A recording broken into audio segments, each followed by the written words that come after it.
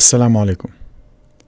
Words of Quran are almost 87,000 words. Goes up, goes down, according to some factors. This is a great number. As a non-Arabic speaker, it looks impossible for you to understand the meaning of all those words, let alone even being able to recognize those words.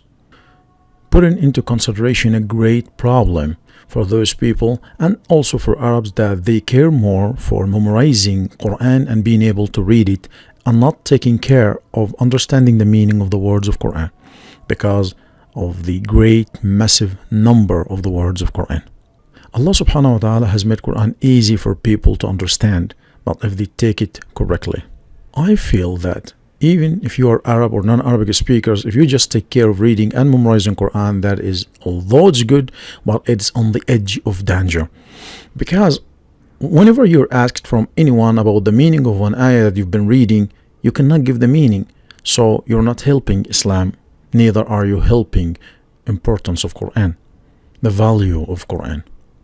What if I tell you that I'm about to give you just 100 words that consist alone 40,262 repetition of the almost 87,000 words, which builds up almost 46-30% of the words in Quran, which means almost the half, 46% of the words of Quran by just knowing 100 simple, easy words. That is amazing and useful. It's going to help you widely in understanding the majority of the words of Quran by understanding those 100 words. But you gotta know something before we start.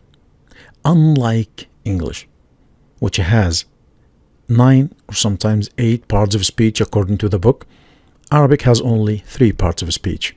It has noun, verb, and preposition or particle according to how you would like to call it. Ism, fa'al, harf.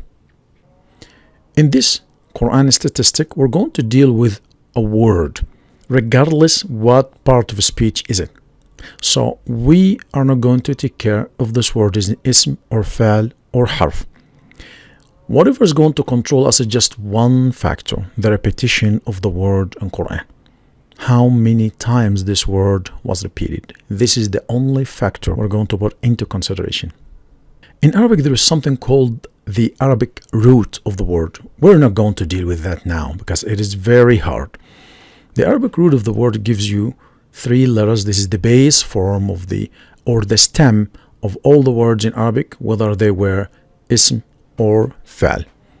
So for example, the word kataba, this can produce the word kitab, katib, maktub, yaktub, katabu, and so on and so forth. A lot of derivation that can come up from those 3 letters. Those are the root of the word and they need a very advanced levels. That's why we're not going to take them now. What we're going to take is a complete word with a complete meaning. It just put in this statistical research because it was repeated many times in Quran. So according to the time a word is repeated in Quran, this word is going to take its importance. Not because it is important, it's going to be repeated. No, again, it is going to be important because it is repeated a lot. So other words which are not going to be in this statistical research are more important than the word we're taking, but they're not as much repeated as the word we have given you so far.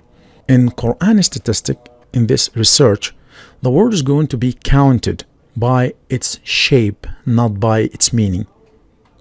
How is that?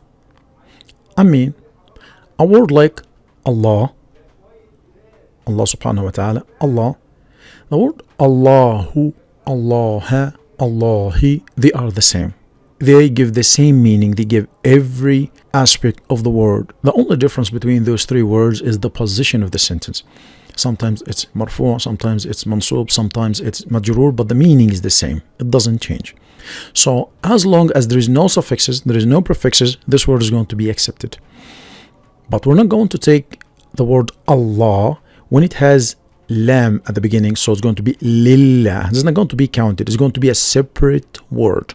Although it talks about Allah subhanahu wa ta'ala, but it is different. Even the word tallahi, the ta at the beginning, we're not going to count it with the word Allah. It's going to be different. So if a word has different characteristics at the end, which means different i'rab, so it's going to be accepted, it's going to be counted to the word. Al-arda, al-ardi, al-ardu, one word. So this is going to be counted as one word. But with any prefix and suffix, not going to be counted. Also, the letter wow, which is going to be the first episode we're going to have, we dealt with wow as a separate word. You can deal with it as just part of the word, which I don't recommend, because it's a preposition like very separate other words, ala, min. But because they come always together connected to the word that comes after, some people consider it part of the word, which is not. It is not part of the word. It means and. So now you understand the way we're going to count the words, and that the importance of the words is taken from the repetition of the word in Quran.